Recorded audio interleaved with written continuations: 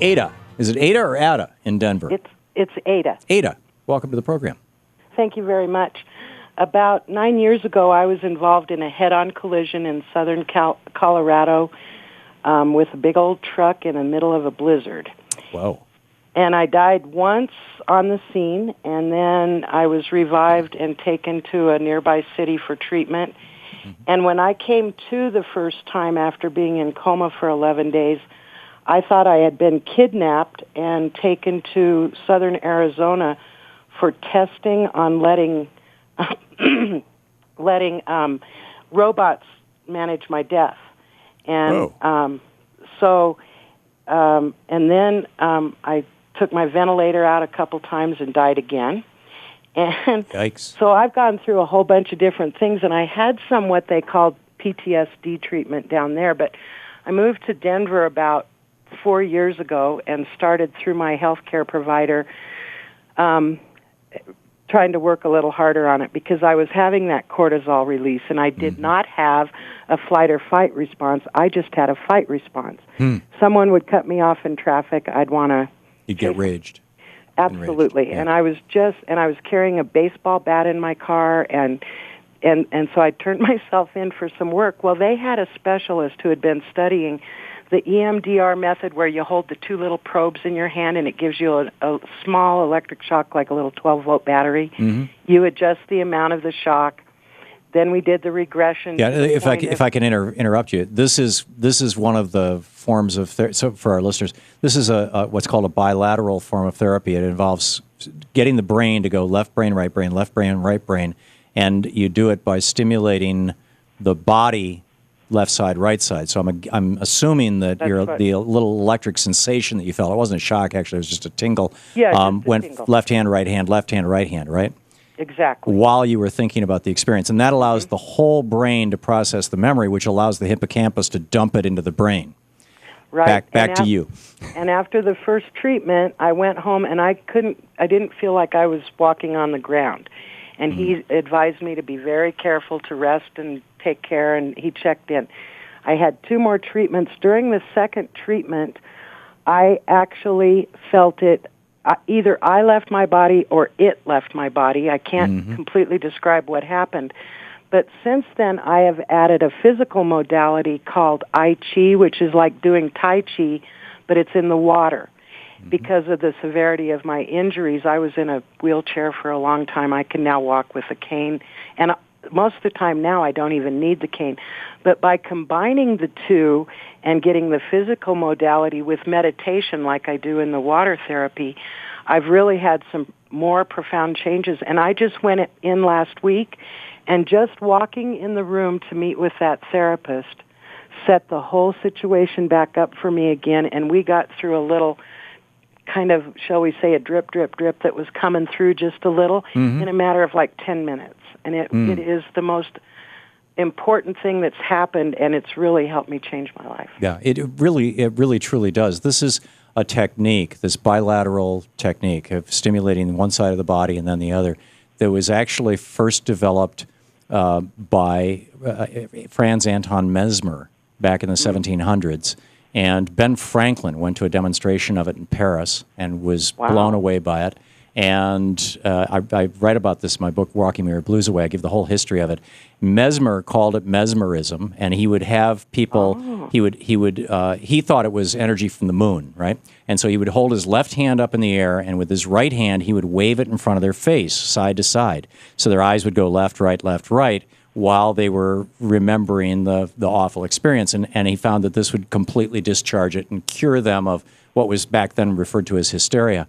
Sigmund Freud, then that was through the late 1700s into the early 1800s. Then in 1824, as I recall, it's been about a decade since I wrote the book, so I'm working on memory here that's a decade old, but I think it was 1824, it might have been the early 1830s. A Scottish physician by the name of Dr. James Braid concluded, he was a student of Mesmer's, not a direct student, he didn't know him, but he knew of his work. Mesmer at that point was dead or dying. But it had become this rage, mesmerism, and all these people were like channeling the moon's energy, right? And Braid said this has nothing to do with being a good channel, because some people said they were better channels than others because they could move the energy through their bodies. He said, that's nonsense. It's got nothing to do with the moon, and it's got nothing to do with energy. It has to do with the eyes moving back and forth, and I'll prove it. And so he got a bunch of people who had experienced trauma, and he held a pocket watch in front of them and moved it back and forth in front of their eyes and put them into the same hypnotic trance that Mesmer was able to do, and healed them in the same way of these illnesses, these psychological illnesses. And so he named this neurohypnosis, and then in the 1840s he renamed it hypnosis. And it became the modality du jour for most of the 19th century. Sigmund Freud started it in 1880. He was practicing it aggressively with... I forget Braun's first name, but it was his partner, and the two of them, he was, and Freud in his books Studies on Hysteria, which was published in the 1880s, late 1880s, maybe early 1890s, wrote about this, how he used hypnosis for all his diagnosis. It was his primary therapeutic model. They used it on Anna O, who was the main topic of the book, Studies in Hysteria. And then, all of a sudden, in 1898, Sigmund Freud stopped using hypnosis. In fact, everybody stopped using it. And he started using, first he tried cocaine, and he did that for 5 or 6 years. He became badly addicted to it. Many of his patients did. His best friend died from a cocaine-induced suicidal psychosis. And then Freud stopped, and then he came up with the Oedipus and Electra complex. You know, it's all about mom, it's all about dad, and that didn't go anywhere. And then now we're in the 1900s. By around that was 1906 or 7, and then by 1912 he was talking about talk therapy and psychotherapy, and he really never got his mojo back. He never got back to 1898, and I spent a good solid year, researching the psychological literature, trying to figure out why Freud abandoned hypnosis, and in fact, why all of these guys abandoned hypnosis. And what I discovered, and I've never seen this written anyplace else, and I put it in Walking Your Blues Away, what I discovered was that there were the two best-selling books of the entire 19th century were Uncle Tom's Cabin, which was published in the 1850s, and I think 1855, and a book called Trilby by Du Maurier. And Trilby was published in 1897, and it was the best-selling book in the world. It was published in dozens of different languages, and it was the story of this sweet, innocent little 16-year-old girl who is a model for artists, and these three nasty artists, or this one in particular, who were artists in Paris who had her model for them, and one of them took her off, hypnotized her, and exploited her sexually, and had her sing in front of as an opera star and under hypnosis. And he took all the money, and she would wake, and then he would take her back, and he would have sex with her, and then he would take her out of the trance, and she'd wake up just again thinking she was just this poor model, you know. And in the end of the book, she finds out what's happened, and she breaks the trance, and they both die, and it's this tragic thing. His name was Svengali.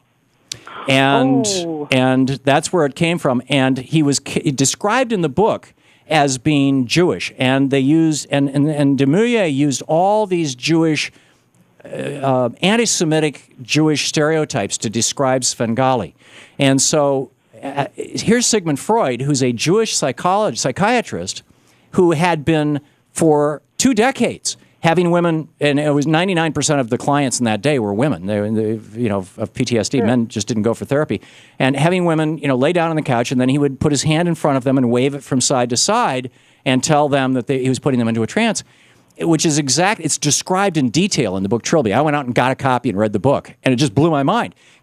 So here's all these educated women who are seeing this nasty Jewish guy, Svengali, waving his hand back and forth in front of this woman. And so what happened was Freud and any other therapist, particularly if they were Jewish, but even if they weren't, who tried, hypnotizing people, was just, blown out of the water. Hypnosis became radioactive. Mm-hmm. And hypnosis is really just a bilateral therapy. And what EMDR is, what Francine Shapiro developed, is, moving your eyes back and forth. Eye motion desensitization and reintegration, EMDR. And I took it a step further. Back when I used to have a practice consulting with psychologists and psychiatrists, I was giving them advice on how to integrate NLP into their practice. I started asking them if they would have their clients just walk and hold their memories, because that's bilateral too. And we found that, typically in about 2 weeks of doing that for a half hour a day, incredible breakthroughs would happen. So I wrote a book about it. But anyhow, Ada, thank you so much for the call and giving me a chance to share that story with you. Thank you. We'll be back.